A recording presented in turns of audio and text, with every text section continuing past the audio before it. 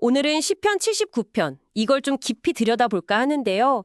이게 공동체가 아주 극심한 고통을 겪을 때, 그때 터져나오는 어떤 절규? 또 기도를 담고 있잖아요. 네, 맞아요. 배경을 보면 예루살렘 성전이 파괴되고 그야말로 백성들이 참혹한 상황에 놓였을 때 쓰인 시죠. 이런 절망 속에서 어떻게든 하나님께 닿아보려는 그런 목소리예요. 당신이 이 시를 읽으면서 특히 좀 주목해 볼 만한 지점들을 오늘 짚어보죠. 아, 네. 이게 시작부터 정말 충격적이에요. 1절에서 3절을 보면요. 이방 민족들이 하나님의 땅에 쳐들어와서 그 신성한 성전을 더럽히고 예루살렘을 그냥 폐허로 만들었다는 거예요. 네, 아주 직접적으로 묘사하죠. 게다가 그 주의 종들, 그러니까 신실한 사람들의 시체가 새랑 짐승의 먹이가 되고 막 피가 물처럼 흘렀는데 그걸 거둘 사람조차 없었다니? 와, 정말 끔찍한 현실을 그대로 보여주는 것 같아요. 당시 공동체가 느꼈을 트라우마가 엄청났겠는데요? 그럼요. 이건 단순한 전쟁 패배, 그 이상이죠. 뭐랄까, 자신들의 정체성, 존재 자체가 공격받는 느낌이었을 거예요. 이 생생한 묘사 덕분에 당시 사람들이 겪었던 절망의 깊이가 어땠을지 우리가 조금이나마 짐작해 볼 수 있는 거죠. 그리고 이어서 4절을 보면요. 이제 살아남은 사람들이 겪는 또 다른 고통이 나와요. 아, 그 주변 민족들의 조롱 말씀하시는 거죠? 네, 맞아요. 비웃음거리가 된 그 수치심, 이것도 정말 큰 고통이었을 거예요. 그런 상황이니까 5절의 그 질문이 정말 와닿아요. 여호와여 어느 때까지니까 하고 그냥 절규하는 거잖아요. 이 고통이 영원할 거냐? 하나님의 그 진노가 언제까지 불붙듯 할 거냐? 정말 끝이 안 보이는 절망 속에서 하나님을 향해 던지는 질문이죠. 어쩌면 이 질문 자체가 이미 기도의 시작이라고 볼 수도 있지 않을까요? 아, 그거 아주 중요한 지적이세요.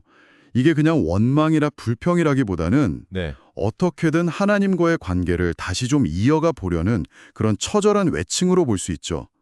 그리고 6절, 7절로 넘어가면 이제 그 분노의 방향이 좀 바뀌어요. 아, 그 고통을 준 이방 민족들에게 하나님의 분노를 쏟아달라고 하는 부분이죠. 네, 그렇죠. 주를 알지도 못하고 주의 이름도 부르지 않는 그 민족들에게요. 왜냐하면 그들이 야곱, 그러니까 우리 이스라엘 공동체를 삼키고 우리 삶의 터전을 황폐하게 만들었기 때문이다. 이렇게 이유까지 덧붙이죠. 상당히 직설적이에요. 네, 정말 거침없네요. 그런데 또 8절에 가면 분위기가 살짝 달라져요. 우리 조상들의 죄악을 기억하지 마시고 주의 긍휼로 우리를 속히 영접하소서 라면서요.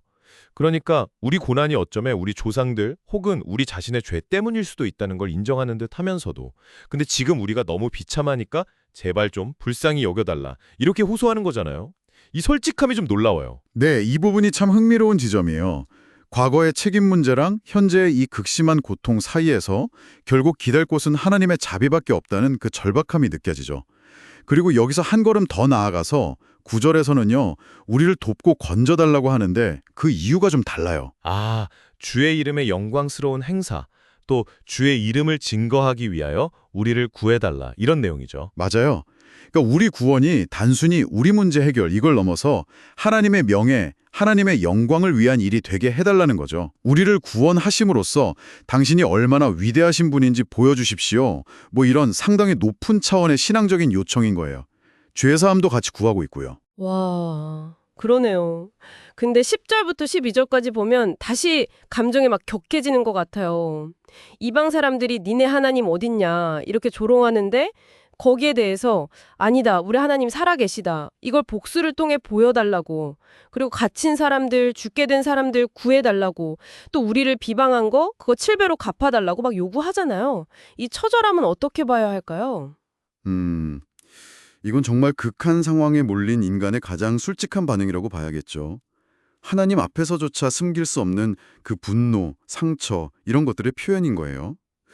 여기서 중요한 건 이 모든 거칠고 불편한 감정들까지도 전부 다 하나님 앞에 가지고 나와서 쏟아놓고 있다는 점이에요. 그런데 정말 놀라운 건 이 모든 격정적인 호소 끝에 오는 13절의 그 마지막 전환이에요. 맞아요. 저도 거기서 깜짝 놀랐어요. 갑자기 분위기가 확 바뀌죠. 그러나 우리는 주의 백성이요 주의 목장의 양이니 우리는 영원히 주께 감사하며 주의 영예를 대대히 전하리이다. 아니 모든 참상과 분노와 복수심 속에서 어떻게 결국에는 자신들의 정체성을 다시 확인하고 감사와 찬양 그리고 미래 세대의 신앙을 전하겠다는 약속으로 끝맺을 수가 있죠. 바로 그 지점이 시편 79편이 우리에게 던지는 아주 강력한 메시지인 것 같아요. 그야말로 절망의 맨 밑바닥에서도 그 신앙적인 정체성을 끝까지 붙들고 미래를 향한 약속으로 나아가는 그 힘을 보여주는 거죠. 고통, 분노, 심지어 복수심 같은 그런 감정들마저 다 끌어안고 하나님 앞에 나아갔을 때 어쩌면 거기서부터 어떤 변화가 시작될 수 있다. 이걸 보여주는 것 같아요. 와, 듣고 보니 정말 그러네요. 참혹한 현실 고발로 시작해서 탄식과 간절한 기도를 거쳐서 결국에는 흔들리지 않는 신뢰와 감사의 고백으로 마무리되는 정말 한편의 깊고 진한 신앙 여정을 함께 따라간 느낌이에요. 그렇죠. 이 시는 극한의 고통 앞에서 인간이 얼마나 솔직해질 수 있는지, 또 동시에 그 깊은 절망 속에서도 어떻게 믿음의 끈을 다시 붙잡고 자신의 정체성을 회복해 나가는지를 잘 보여줍니다. 혹시 당신에게는 이 시의 어떤 부분이 가장 강하게 와닿았나요? 어쩌면 이 처절한 외침 속에서 당신이 지금 겪고 있는 어떤 어려움과 당신의 믿음의 관계에 대해서 새롭게 발견하는 무언가가 있을지도 모르겠습니다. 네, 한번 조용히 곱씹어 볼 만한 질문인 것 같네요.